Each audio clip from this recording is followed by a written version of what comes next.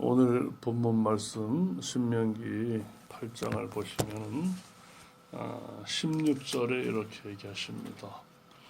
내 조상들도 알지 못하던 만나를 광야에서 내게 먹이셨나니 이는 다 너를 낮추시며 너를 시험하사 마침내 내게 복을 주려 하심이었느니라 이렇게 말씀하십니다. 세상에 고생과 고통과 또 어려우면 그 사람을 좌절케 하고 낭만케 하고 또 여러 가지 또 참담함에 이르게 하지만 하나님께서 자기 백성, 자기 사람을 이렇게 고생하게 하시고 낮추시고 시험하시는 그 목적은 반드시 이제 복을 주시려고 이렇게 하시는 것입니다. 그러나 이제 우리 사람은 이렇게 겸손치 못해서 또 우리 마음에 이르기를 내가 능력이 있어서 내 손의 힘으로 이 재물을 얻었다 말할 것이라 이렇게 하나님의 그 섭리와 계획과 그 사랑을 또 인정하지 아니하고 또 자기 자랑을 하길 좋아하는 그런 모습으로 이렇게 변한다는 것을 얘기합니다. 이 신명기는 지금 가나안 땅을 들어가기 전에 애굽에서 나온 기존 모든 세대는 광야에서 40년을 이렇게 이리저리 방황하다가 다 죽었고 그 광야에서 태어난 그 세대들이 이제 하나님의 그 율법과 또 하나님의 또 계획을 또 잘 깨닫게 하기 위해서 다시 한번 가나안 땅에 들어갈 때 또 여태까지 인도하신 하나님을 설명하시면서 이렇게 너희 조상들이 하나님을 거역하여 죽은 것처럼 이렇게 하지 말고 정말 겸손하게 하나님을 사랑하라 하는 그 취지하에 이렇게 말씀하신 것입니다. 그러니까 요단 동편 모압 땅에서 들어갈 가나안 땅을 바라보면서 이제 아마 선편 말씀으로 이제 보입니다. 근데 하지만 이 모세는 또 얘기합니다. 또 너희들 그 마음에 이르기를 우리가 가나안 땅으로 들어가는 것은 우리가 하나님 앞에서 어떠한 올바른 그 의를 행했기 때문에 또 내가 어떻게 보면 잘했기 때문에 하나님께서 나를 그 땅으로 인도하여 들어간 것이다 라는 것을 착각하지 말라는 거예요. 우리가 하나님 앞에 옳았기 때문에 가나안 땅을 들어가게 하는 것이 아니라는 거예요. 단지 뭐냐면 그 가나안 땅의 그 백성들이 너무나 악하기 때문에 너무나 악하기 때문에 이들을 이제 쫓아내심으로 말미암아 너희가 들어가는 거라는 거예요.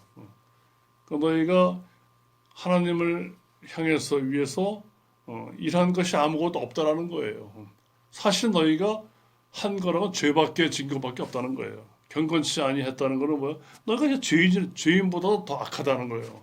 그럼에도 불구하고 하나님께서 바로 아브라함과 이삭과 야곱에게 맹세하신 그 맹세를 이루기 위해서 너희를 들여보낸다는 거예요.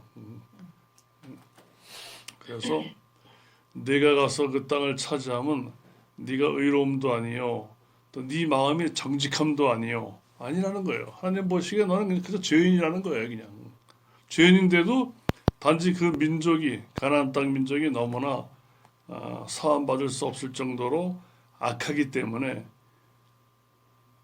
이스라엘 민족 네 앞에서 그들을 쫓아내는 것뿐이지 너는 목이 꼿꼿한 백성이라는 거예요. 하나님의 말을 안 듣는다는 거예요. 로마서 4장 5절에도 보면은 신약에 와서도 사도 바울은 얘기합니다. 네가 이를 아니할지라도 경건치 아니한 자를 의롭다 하신 이를 믿는 자에게는 그 믿음을 의로 여기신다. 그러니까 우리한테 하는 얘기예요. 저한테 하는 얘기예요. 제가 하나님을 위해서 한 일이 아무것도 없는데 또 경건치 않다는 거는 죄인이란 얘기예요. 죄인. 네가 하나님을 위해서 일도 안 하고 네가 죄인이지만 네가 한 거라고는 단지 뭐냐면 이 죄인을 하나님께서 의롭다 여기시는 것을 네가 믿은 것밖에 없다는 거예요. 이 가나안 땅도 마찬가지예요. 가나안 땅도 행함이나 의로움이나 아무것도 하나님을 위해서 한 게 없고 목이 꼿꼿해서 하나님 말씀 광야에서 거의 들은 게 없어요. 모든 그 조상들이. 그럼에도 불구하고 그 자손들을 들여보내면 우리 어떤 올바름으로 되는 것이 아니라 아브라함과 이삭께 하신 그 약속의 맹세 때문에 널 들여보낸다. 그러니까 아브라함이 어떻게 했어요? 창세기에 봐도 하나님을 믿으니 하나님께서 하나님을 믿는 그 믿음을 의로 여기신다 했어요. 바로. 그러니까 우리도 뭐예요? 어떻든 이 광야에서 하나님에 대해서 많이 알든 모르든 수많은 반역과 거역과 목이 꼿꼿해 불순종을 했지만 아무튼 하나님께서 아브라함을 생각해서 우리를 인도해 내시는구나 라고 하는 것은 어떻게 보면 이제 믿었기 때문에 이제 들어가는 것뿐이라는 거예요. 아무리 행함으로는 우리가 하나님 앞에 우리가 예수님을 의지한다 하면서도 나는 뭔가 좀 착하고 정직하고 내 뭔가 마음이 어떠한 그런 그 심령이 막 내가 막 가난해가지고 내가 남들보다는 조금 더 좀 나았기 때문에 나를 사랑하셔서 구원하신 게 아니라는 거예요. 하나님께서 여기서 우리가 구원받고 난 다음부터는 하나님을 사랑하고 하나님을 위해서 일을 하려고 하고 하나님을 더 가까이 하려고 노력을 해요. 그건 주님이 기뻐하시죠, 당연히. 근데 하지만 여기 뭐야? 가나안 땅에 들어간다는 거는 너희가 애굽의 종 되었던 것을 기억해라. 또 거기서 해방되었음을 기억하라. 매번 나와요. 그게 뭐예요? 그 구원이 우리가 의로워서 된 게 아니라는 거예요. 우리가 잘해서 우리가 구원받은 게 아니라는 거예요. 그러니까 우리는 자랑할 게 없다는 거예요. 그냥 감사함밖에 없다는 거예요. 왜? 우리가 만약에 하나님께서 우리 지금 이 상태에서 우리를 구원하지 아니하셨다 하면 우리가 어떻게 했겠습니까? 찬송도 몰라요. 성경도 몰라요. 성령께서 감동하심도 몰라요. 그럼 뭐 별 방법이 있겠어요? 세상의 흐름과 탄식과 절망에 노출되면 그대로 그냥 좌절하고 그냥 한탄하면서 살아가는 또 혹시 뭐 어떤 뭐 특별한 어떤 그 귀인을 만나가지고 누가 날 도와주지 않을까 이런 서글픈 사람이 될 수밖에 없는 거예요. 우리는. 그래서 주님께서 애굽의 종 되었던 것과 거기서 해방된 거, 구원받은 것을 다 기억하라는 거예요. 우리가 예수님의 사랑으로 구원을 받지 아니했더라 그러면 우리가 무슨 즐거움으로 살아갈까 생각해 보라는 거예요. 무슨 즐거움으로. 그저 그 남들하고 비교해서 남들이 더 많이 가지는 것도 똑같이 부러워하고 저쪽 집안은 잘 돼 좋겠다 또 비교해가지고 또 열등감이 생기고 또 나는 저 사람보다 가진 게 없어서 또 이렇게 나 자신을 초라해 보이고 난 저번 사람보다 배운 게 적어서 또 나 스스로가 못났다고 생각하고 이렇게 슬픈 삶을 살 수밖에 없다는 거예요. 근데 지금 우리가 사는 삶이 인간적인 면에서 그런 면이 들 수 있지만 우리는 그런 생각이 드는 즉시 이것은 다 쓸데없는 생각이고 저리 하나님의 자녀구나. 여기에 대해서 굉장히 감사함과 즐거움과 기쁨을 우리가 누리며 산다는 것이죠. 이 땅에 살지만 뭐예요? 벌써 천국을 우리가 누릴 수 있는 그런 삶을 허락하신다는 거죠. 그래서 야고보서 3장인가 나오죠. 간음하는 여인들아 세상과 친구 되는 것이 하나님과 원수 되는 것인 줄 알지 못하느냐 이렇게 얘기해요.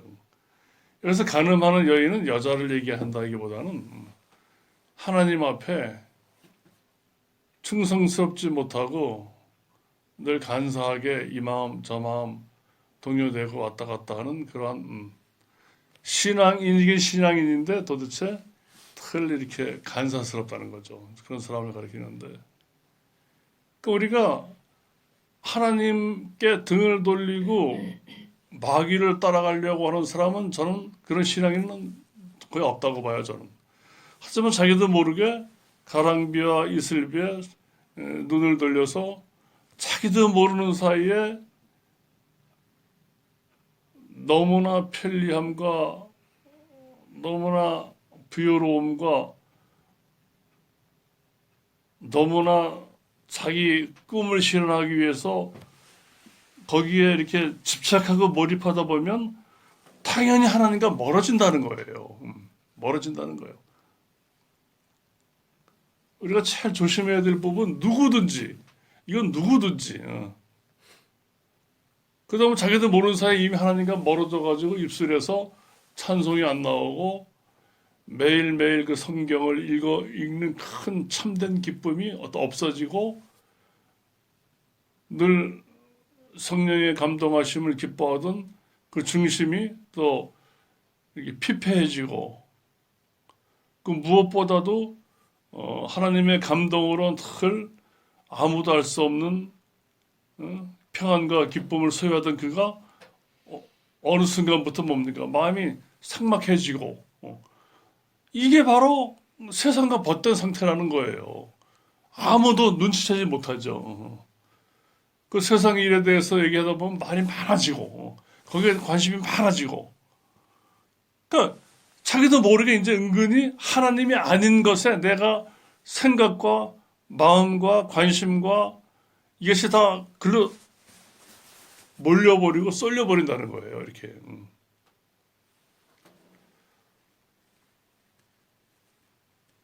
그러니까 이스라엘 백성들도 이렇게 하나님께서 어떻게 보면 이렇게 뭐예요. 하나님 말씀을 잘 듣는데 너희가 이제 가나안 땅에 들어가면 이제 배부르다는 거예요. 아름다운 집을 짓는다는 거예요. 이 세상에서도 지금 다 꿈이 뭡니까?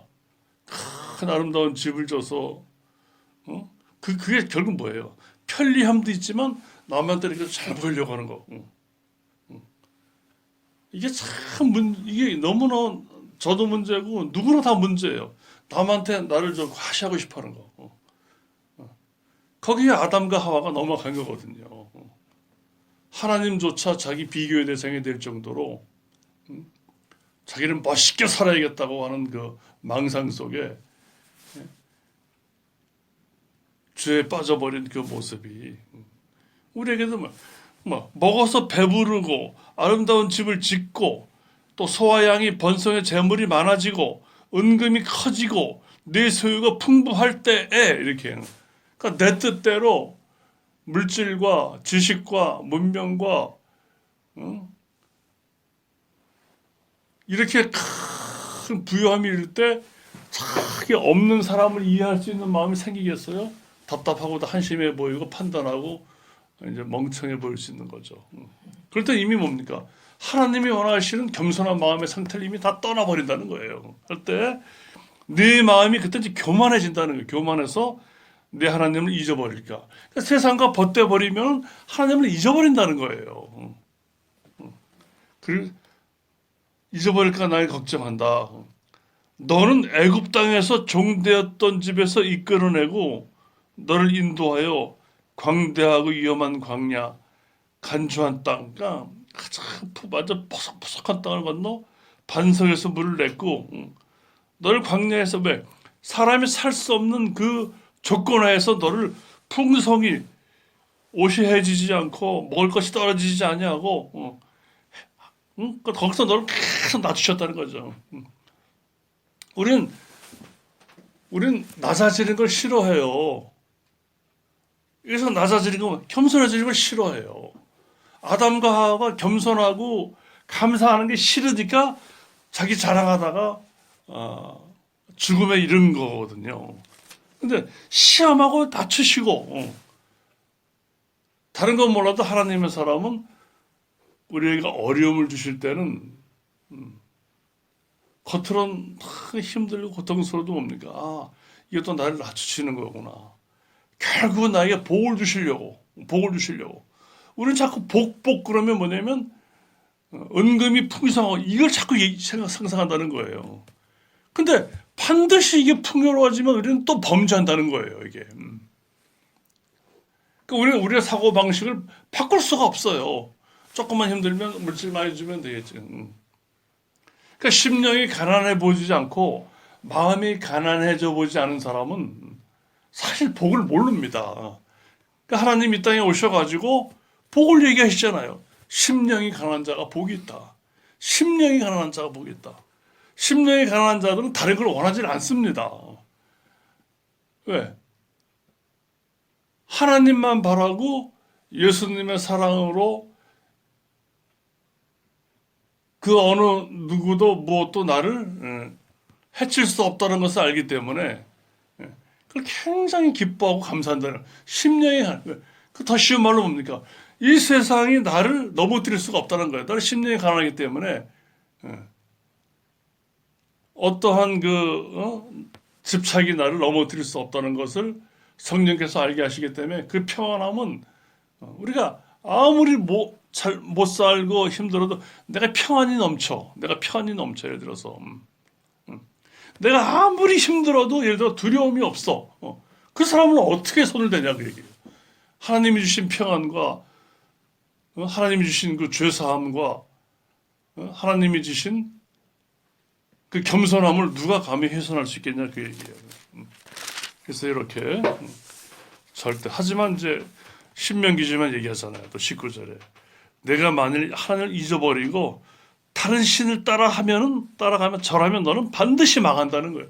지금도 마찬가지예요. 이건 여보. 이거 지금도 마찬가지예요. 우리가 보이는 신, 보이지 않는 신이 있어요. 우리를 자꾸 하나님에게서 멀어지게 만드는 것이 바로 신이에요. 신, 다른 신이에요.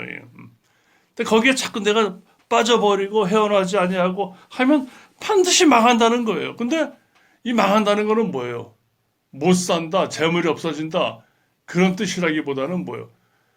하나님과 가까이 할 수 있는 기회가 이제 어떻게 보면 영원히 없어진다는 거예요. 얼마나 두렵습니까?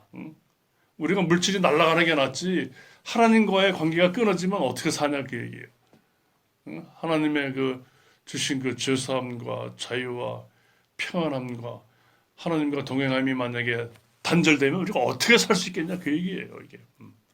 그러니까 우리가 하나님에 대한 복에 대한 생각도 좀 이제는 좀 더 신앙적으로 깊어져야 되고 또 그 복이 도대체 뭐냐? 이 구약에서는 이렇게 여러 가지 물질적인 것을 하라고 하셔요. 그런데도 망한다는 거예요. 이러면은 그러니까 하나님께서 이 땅에 오셔가지고 심령이 가난해라, 애통해라, 또 마음이 온유해라, 의에 줄이고 막 몸부림쳐라. 이게 다 복이라는 거예요. 이게 무식한 자들이 봤을 때는 한심해 보이겠죠. 하나님이 보시기엔 이게 뭡니까? 이건 복 중에 복이라는 거예요. 의에 줄이고 목말라 하라. 하나님의 말씀을 사모해라.